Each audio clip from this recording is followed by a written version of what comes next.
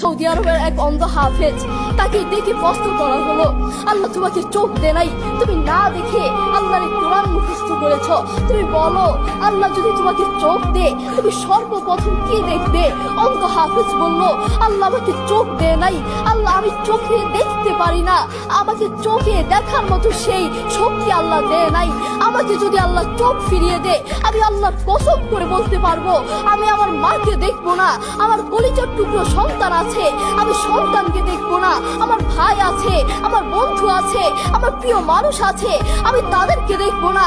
আমি দেখবো যেই কোরআন আমি না দেখে মুখস্থ করেছি সেই কোরআন দেখবো, সেই কোরআনের আয়াতগুলো কত সুন্দর তার দিকে তাকাবো। আল্লাহু আকবার। আমরা আমাদের কথা বলছি, আমাদের চোখ থাকতে আমাদের কোরআন পড়ার সময় হয় না। আপনি বলছেন আমি ব্যবসা করি সময় পাই না, কোরআন থেকে বলবো ব্যবসা করি কোরআন পড়ার সময় পাই না, আমি দোকান করি দোকানে অনেক কাজ থাকে, বিশ্বাস করুন আমি অনেক ব্যস্ত মানুষ, এজন্য কোরআন পড়ার টাইম পাই না, কোরআন পড়ার সময় পাই না। প্রিয় ভাই, আমি আপনাকে বলতে চাই আপনাকে সময় কে দিয়েছে? আপনাকে সময় কে দিয়েছে? যে আল্লাহ আপনাকে সময় দিয়েছে সে আল্লাহর জন্য আপনি কোরআন পড়তে পারেন না। আপনার চেনা ফরমান আসমানের নিচে জমিনের উপর আরেকটাও হতে পারে না। কথা বলেন।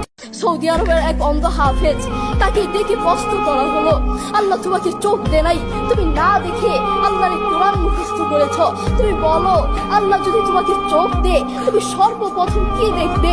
অন্ধ হাফেজ বলল, আল্লাহ আমাকে চোখ দে নাই, আল্লাহ আমি চোখে দেখতে পারি না, আমাকে চোখে দেখার মতো সেই শক্তি আল্লাহ দেয় নাই।